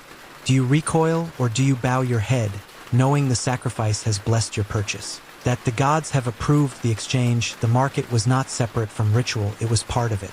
Just as crops needed blood to grow, so too did commerce. Every bean traded, every feather sold, every cloak bought was linked to cosmic order. Even punishment in the market carried sacred weight. A thief caught stealing might be executed on the spot, his death serving as both justice and offering. Honesty was not only law, it was religion. To cheat was to anger the gods. The marketplace of Tenochtitlan was, in many ways, the empire in miniature. It was order and chaos, wealth and blood, life and death, all gathered in one vast square. So I ask you, if you had walked through Tlatelolco, would you have marveled at its riches, its colors, its abundance, or would your eyes have been fixed on the altar, on the blood soaking the stones, on the reminder that even in trade, the price of life was always death? The stalls close, the drums fade, but the stones of the marketplace still remember. If sacrifice was the heart of Aztec religion, then music and dance were its breath. Every ritual, from the smallest offering to the grandest festival, was accompanied by sound and movement. To the Aztecs, blood alone was not enough. It had to be framed, celebrated, transformed into theater, a performance for gods and people alike. The Aztecs had an astonishing variety of instruments. The huetl, a great drum carved from a hollowed tree and stretched with animal skin, boomed like thunder. The teponazli, a slit drum made from wood, produced deep, resonant tones. Shell trumpets blared, bone flutes wailed, and rattles shook in rhythm.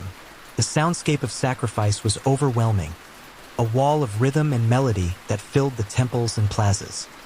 Imagine standing at the foot of the Templo Mayor. The drums pound in steady rhythm, echoing off the stone. Flutes shriek like the cries of spirits. Conch shells roar like the sea. Thousands chant in unison, their voices rising and falling like waves.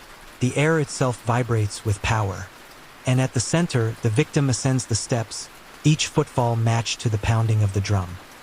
Dance, too, was inseparable from ritual. Whole groups of men and women performed choreographed movements in the plaza, their steps timed to the rhythm, their arms raised in unison. Some wore costumes of gods, feathered serpents, jaguars, eagles, transforming the square into a living pantheon. Dancers spun, leapt, stamped, their bodies painting stories in motion. The Spanish chroniclers compared these dances to theatrical performances, noting their precision and scale. Thousands could dance at once, creating patterns that seemed to swirl like stars or flow like rivers. It was not entertainment, it was sacred drama. Every step was prayer, every gesture a gift to the gods.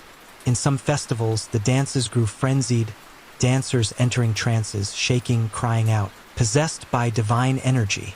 The rhythm of drums and flutes lifted them beyond themselves, bridging the gap between human and divine. To dance was to become a vessel, to let the gods move through your body. But the climax always came with sacrifice. As the priest raised the knife, the music surged. Drums thundered, flutes screamed, dancers stamped harder. The moment of death was framed not in silence, but in explosion, sound and motion rising together with the victim's final cry. To the Aztecs, this was not horror. It was harmony, the universe itself singing as life was offered to the gods. Now pause and imagine. You are in the crowd, swept by rhythm. Your body moves without thought, your feet stamp with thousands of others. The drum beats in your chest. You watch as the priest pulls the heart from the victim's chest, raises it high, and yet you do not scream. You dance harder, faster, feeling the moment as both terrifying and beautiful. Would you see it as madness or as the purest expression of faith?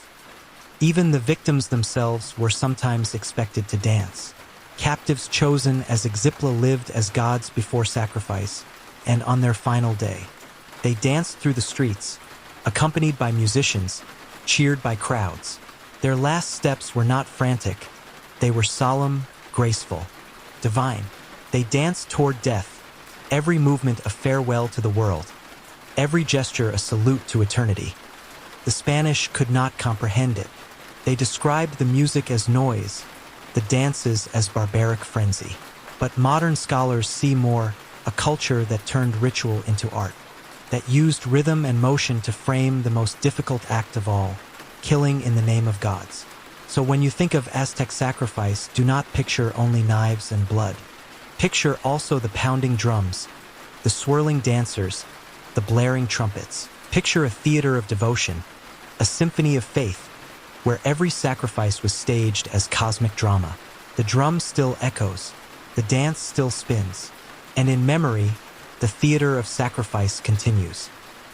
To us, a temple is stone, mortar, architecture. To the Aztecs, a temple was alive.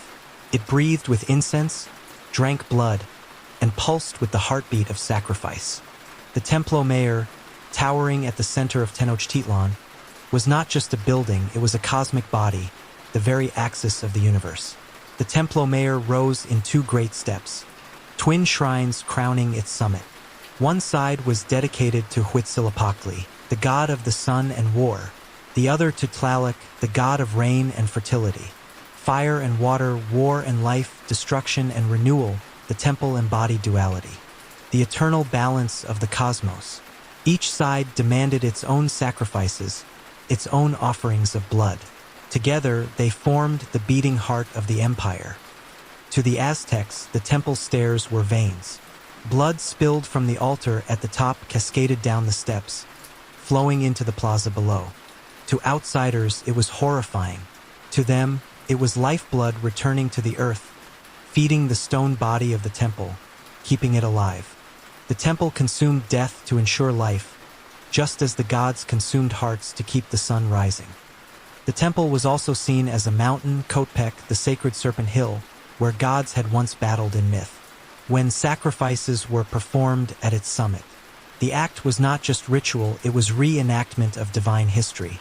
Every drop of blood was a reminder that humans walked in the footsteps of gods. Now pause and imagine you climb the hundreds of steps, each one slick with old stains, each one echoing with centuries of cries.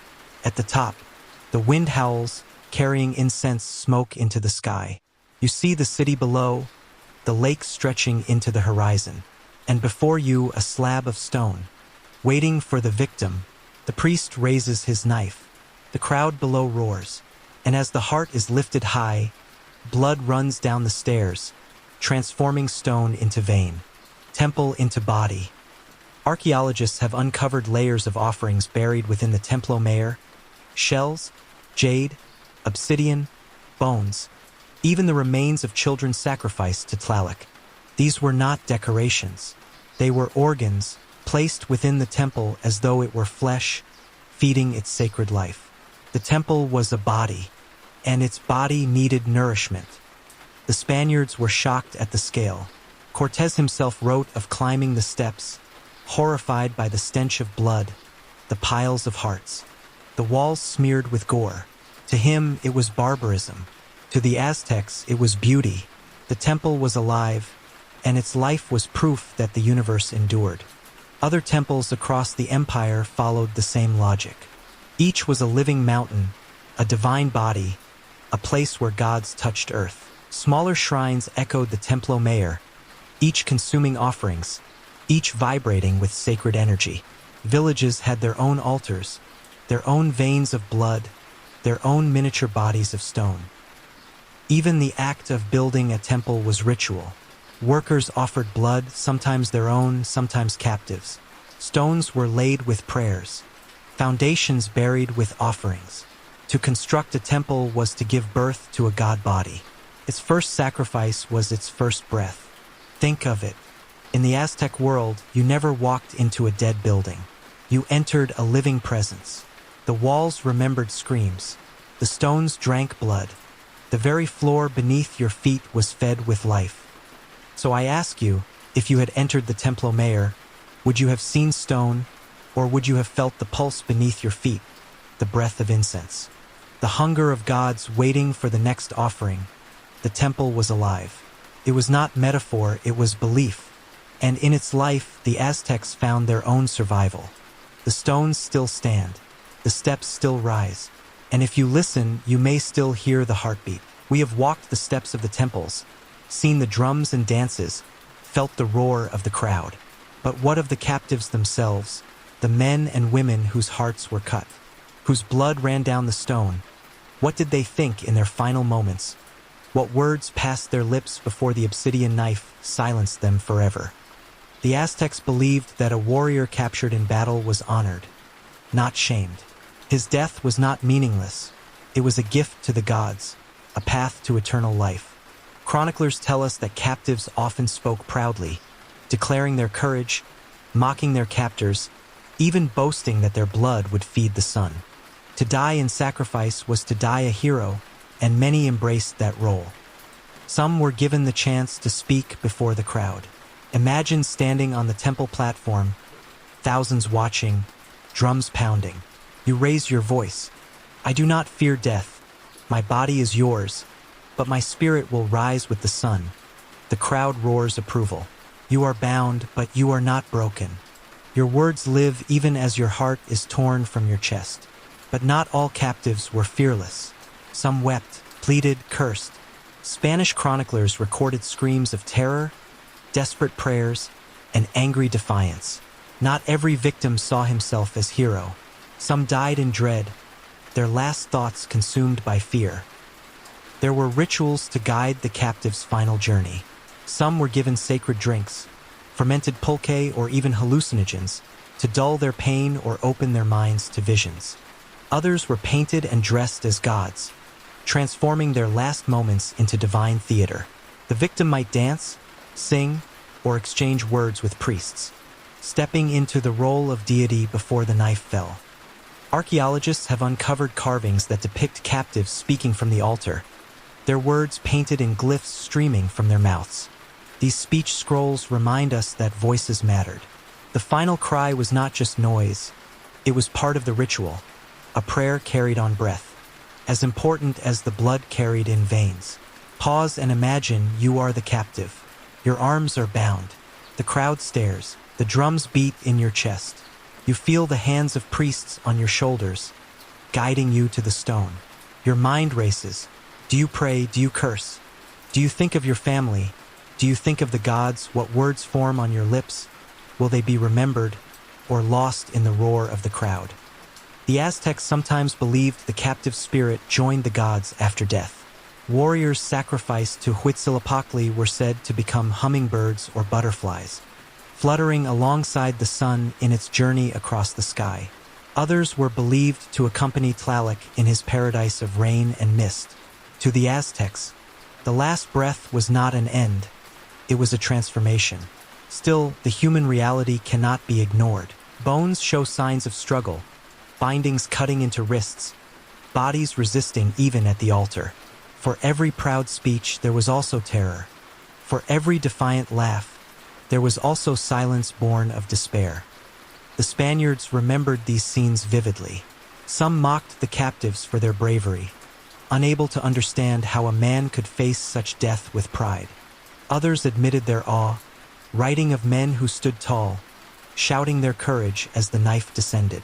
So I ask you, if you had been a captive, would you have gone proudly, declaring your honor, ready to die as a gift to the gods? Or would you have fought, screamed, cursed the world that demanded your blood?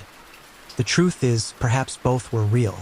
Some captives became heroes in their last words. Others died in silence, their thoughts known only to themselves. But together, their voices, spoken or unspoken, echo still through history. The drums fade, the knife falls, and the last words hang in the air, vanishing into the sky. For centuries, the Aztec rituals had fed the sun, appeased the rain, and bound the people together in cycles of blood and belief. But in the early 16th century, a new force arrived: steel, gunpowder, horses, and the cross. And with it came the collapse of a sacred order that had seemed eternal. When Hernán Cortés and his soldiers marched into Tenochtitlan in 1519, the empire was already shaken by famine, rebellion, and ominous signs. Moctezuma II, the emperor, was torn between fear and hope. Was Cortés the returning god Quetzalcoatl, or merely a foreign conqueror? Unsure. He allowed the Spaniards into the city. It was a decision that would doom his empire. At first, the Spaniards were fascinated.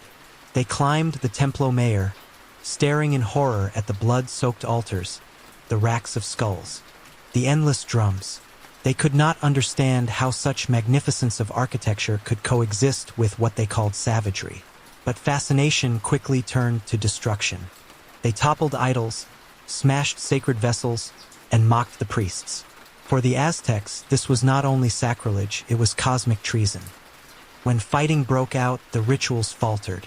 Festivals that had once drawn thousands now became scenes of massacre. During the Feast of Toxcatl, the Spaniards struck, cutting down dancers and priests inside the sacred precinct. The plaza that had once thundered with drums now ran with blood of another kind. Not sacrifice to the gods, but slaughter by foreigners. As war raged, the priests tried to keep rituals alive. Sacrifices continued on temple steps, hearts still lifted to the sun. They believed that only through blood could victory come. But the guns of the Spaniards and the diseases they carried were enemies no god seemed able to stop. Smallpox swept through the empire, killing thousands, striking down warriors and children alike. No sacrifice could halt it. For the first time, the Aztec people began to wonder, had the gods abandoned them? The collapse of ritual power was not only physical, it was psychological. The Spaniards refused to play by the cosmic rules. They killed without offering, fought without praying, desecrated temples without fear. To the Aztecs, this was incomprehensible. If the gods truly ruled the world, how could such blasphemers succeed? Each Spanish victory chipped away at faith until doubt spread like fire. Moctezuma himself became a tragic figure. Torn between appeasing the invaders and protecting his people, he faltered. Some said he tried to negotiate, others that he prayed desperately to the gods. In the end, he was killed by Spaniards or by his own people, the records disagree.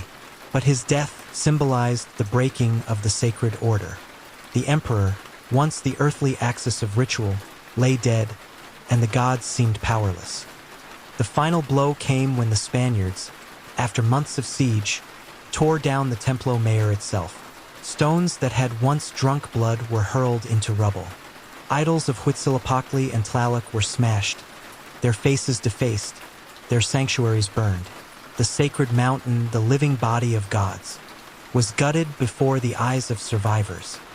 Pause and imagine you are an Aztec priest, standing on the ruins of your temple, the smell of smoke and blood in the air. For years, you had believed that as long as blood was given, the sun would rise, the world would endure. And now, you see Spaniards raising crosses where your gods once stood. Do you still believe, or do you feel the silence of abandoned gods? The fall of the Aztec Empire was not just political, it was cosmic. An entire system of ritual, sacrifice, and meaning collapsed.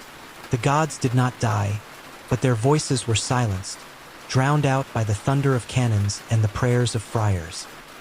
The Spaniards sought to erase the rituals, to replace them with baptism and mass. But traces survived, in folklore, in memory, in the whispers of the people. Even today, the shadows of those gods linger, their presence felt in festivals, in legends, in the heartbeat of Mexico itself. So I ask you, when the rituals ended, did the gods truly fall, or did they simply retreat, waiting in silence, watching? Their hunger unsatisfied but not forgotten. The stones are broken. The temples are gone. But the memory of sacrifice still burns. And the question remains, can gods ever truly die? The Spanish conquest shattered the Aztec Empire, toppled temples, and outlawed human sacrifice. Yet rituals like echoes do not vanish so easily. Beneath the stones of cathedrals, in the festivals of villages, in the whispers of grandmothers, fragments of Aztec faith endured. Even today, Mexico carries their echoes, half hidden, half celebrated. Take, for example, the Dia de los Muertos, the Day of the Dead. Families build altars with candles, flowers, food, and photographs, welcoming the spirits of their ancestors back to the world of the living. To outsiders, it seems Catholic, a blend of All Saints and All Souls Days. But look deeper and you see the shadow of Aztec ritual. The Aztecs, too, celebrated the return of the dead. Their festival of Michelhuitantli honored children, and Humiquelhuitl honored adults, with offerings of food, flowers, and incense to guide souls. The modern marigolds, the sugar skulls, the painted faces, all carry the heartbeat of ancient ceremonies. Even the churches of Mexico are layered upon Aztec sacred ground. The Metropolitan Cathedral in Mexico City rises directly over the ruins of the Templo Mayor. Worshippers kneel before the cross where once blood flowed for Huitzilopochtli. Bells ring where drums once thundered. The stones themselves are the same, repurposed from the shattered temple. The gods may have fallen, but their bones still form the foundations of modern faith. In rural villages, rituals of fertility and rain still echo Aztec practices. Farmers bless seeds, bury offerings in the soil, and call upon saints who often bear uncanny resemblance to older deities. San Isidro, patron saint of agriculture, receives processions that mirror those once held for Tlaloc. The names have changed, but the prayers sound familiar. The serpent and eagle, once symbols of Huitzilopochtli, still mark the Mexican flag. Few pause to wonder why these symbols endure, but they are reminders that the Aztec vision of destiny, a people guided by divine signs, remains at the core of national identity. Music and dance, too, still carry the echoes. During festivals, dancers wear feathered costumes, stamping to drums that resemble the Huetl and Tepanazli. Tourists see spectacle, but locals feel continuity, the pulse of ancestors moving through rhythm. In some ceremonies, conch shells are blown to summon the spirits, just as they once called the gods. And then there are the whispers, stories of La Llorona, the weeping woman, still haunt riversides, echoing the omen that once foretold conquest. Children grow up hearing of Nahuales, shapeshifters who prowl the night, descendants of Aztec sorcerers. Even in modern streets, the line between superstition and survival is blurred, just as it was centuries ago. Pause and imagine you walk through Mexico City today. Cars rush, lights glow, phones buzz. Yet beneath the pavement lies the Templo Mayor, its stones uncovered by archaeologists, its offerings still intact. You see a marigold laid at a grave, hear a drumbeat at a festival, taste chocolate spiced with chili. And for a moment you feel it, the Aztec world is not gone. It breathes quietly within the modern one. The Spaniards tried to erase the rituals, but instead, they fused with them. Catholic saints became masks for old gods. Festivals became layered with double meanings. A candle lit for Mary may still flicker with the memory of Coatlicue. A procession for rain may still echo a prayer to Tlaloc. So I ask you, do you believe the rituals died? Or do you believe they adapted, transforming, hiding, surviving, waiting, always in the shadows of Mexico's streets? The drums no longer summon captives to sacrifice. The knives no longer flash on temple stones. But the rhythm, the memory, the echo, it lingers. And in that echo, the gods still live. The Aztec Empire fell 5 centuries ago, but its shadows still crawl through our nightmares. Few ancient civilizations have left such vivid and terrifying images in the modern imagination. Obsidian knives, beating hearts torn from chests, pyramids running red with blood. To many, the Aztecs are less remembered as a people than as a vision. Half history, half horror. From the moment the Spaniards wrote their chronicles, the Aztecs were cast as villains in a cosmic drama. Bernal Diaz, Cortez, and others described temples thick with gore. Priests with hair matted in blood, drums echoing like thunder. These tales traveled across Europe, feeding imaginations hungry for stories of savagery in the New World. The Aztec became legend, not just real but larger than life, symbols of barbarism in contrast to Christian civilization. Over centuries, the stories only grew. In Gothic literature of the 18th and 19th centuries, Aztec sacrifices appeared as exotic nightmares, warnings of what happens when humanity falls into darkness. Later, pulp novels and films painted them as bloodthirsty cults, echoing through adventure tales where explorers stumbled upon lost temples filled with skeletons and curses. Even today, the Aztecs haunt popular culture. Movies show stone pyramids dripping with blood, while video games turn their rituals into quests and boss battles. Horror writers summon Aztec gods as vengeful spirits, demanding sacrifices in modern cities. Urban legends speak of cursed artifacts unearthed from ruins, bringing death to those who disturb them. The truth of Aztec history often vanishes, replaced by the spectacle of fear. But why do the Aztecs grip us so tightly? Perhaps because they embody the uneasy balance between faith and horror. Their rituals remind us that religion, devotion, and violence are not always separate. They force us to confront questions. How far would humans go to please their gods? How much blood is too much for belief? Psychologists suggest that the image of Aztec sacrifice resonates because it taps into primal fears, the fear of helplessness, of being bound, of having our lives taken by forces we cannot resist. At the same time, it sparks fascination, because part of us wonders what it would mean to believe so deeply that we would willingly die for. Ritual. Pause and imagine you dream tonight of climbing a pyramid. Drums beat in your ears. The crowd chants. You realize you are the sacrifice. You feel the obsidian blade touch your chest. You wake heart pounding, sweat on your skin. The dream lingers. That is the power of Aztec legend. It slips into our subconscious, mixing terror with awe. In Mexico itself, the Aztecs haunt differently. They are celebrated as ancestors, symbols of resilience and identity. Yet even here, the memory of sacrifice is double-edged. Both pride and shadow. Tourists visit reconstructed temples, marveling at grandeur, but also shuddering at the thought of what once occurred on those stones. School children learn of emperors and warriors, but the whispers of blood remain. Modern art, music, and literature continue to draw on Aztec imagery. Painters depict Coatlicue with her skirt of serpents. Musicians echo the pounding of huetal drums. Writers resurrect gods in magical realist novels, blending the ancient and the modern. The Aztecs are never gone. They wait in galleries, in songs, in the pages of stories.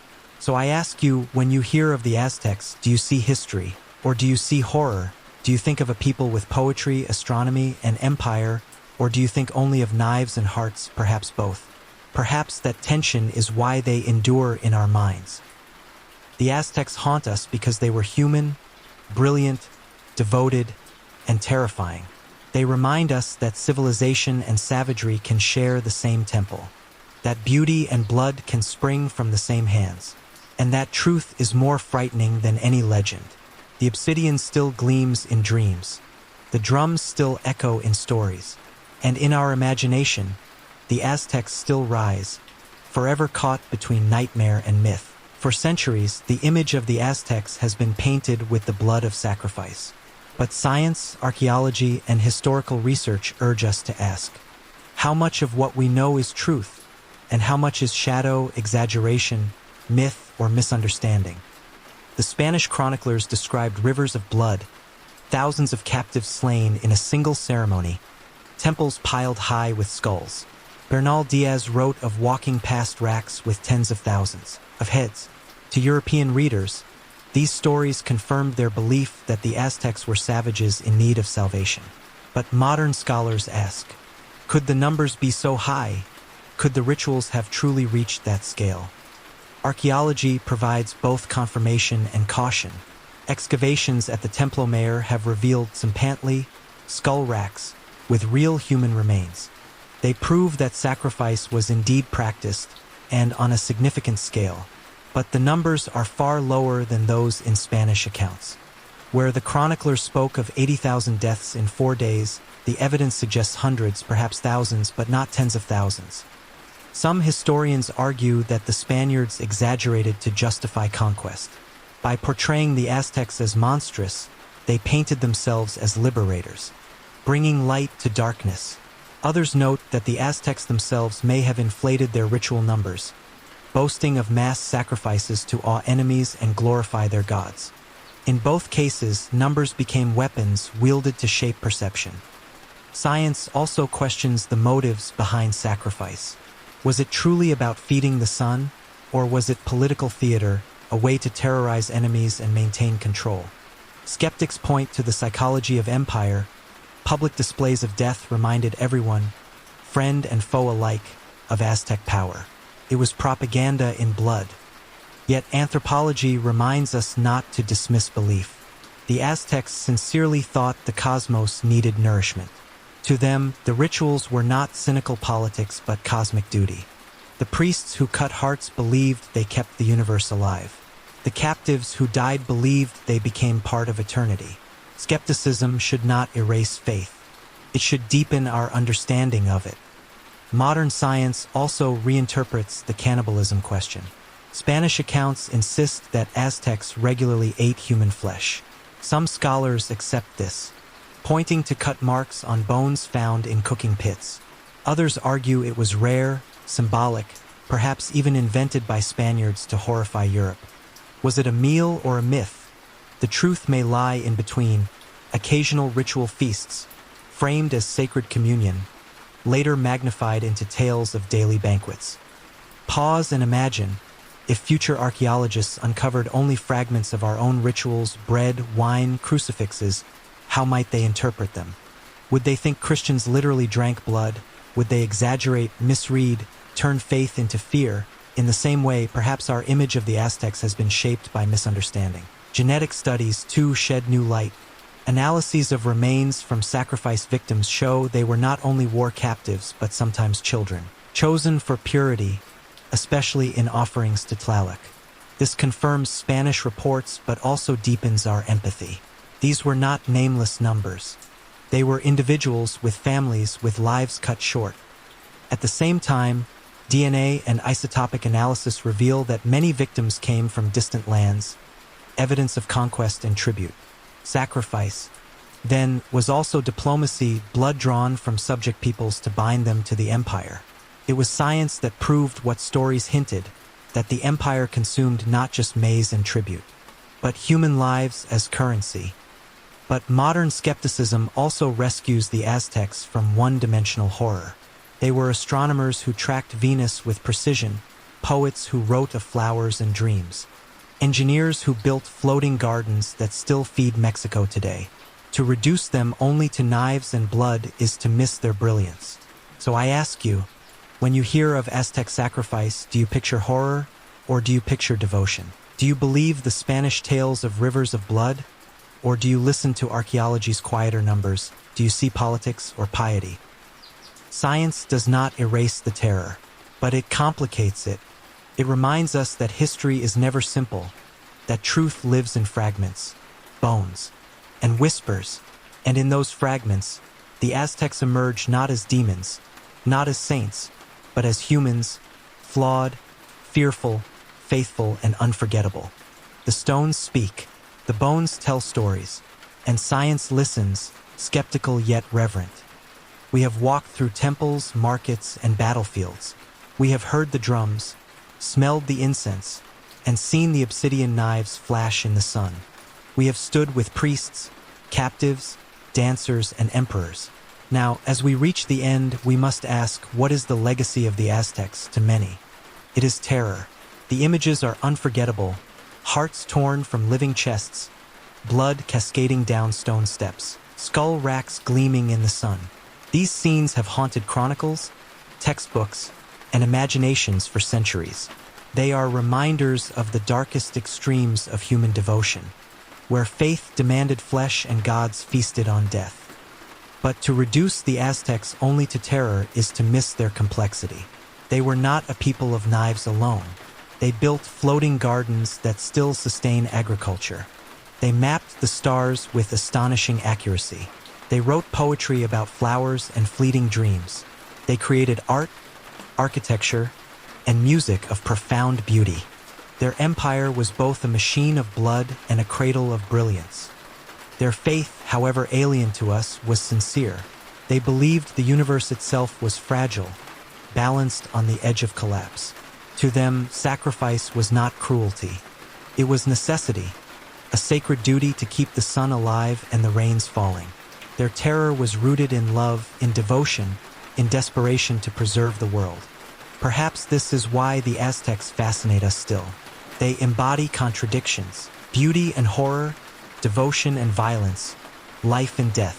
They force us to confront the uneasy truth that civilization and savagery are not opposites but twins, forever entwined. Pause and reflect, what would you have done had you lived in that world? Would you have climbed the temple steps with pride, offering your life to the gods? Would you have wielded the knife as a priest, steady and unflinching? Would you have danced in the plaza, drums pounding in your chest, believing you were part of cosmic harmony? Or would you have recoiled, horrified, questioning, doubting? The legacy of the Aztecs is not an answer, it is a question. A question about faith, power, and the price of survival. A question about how humans seek meaning.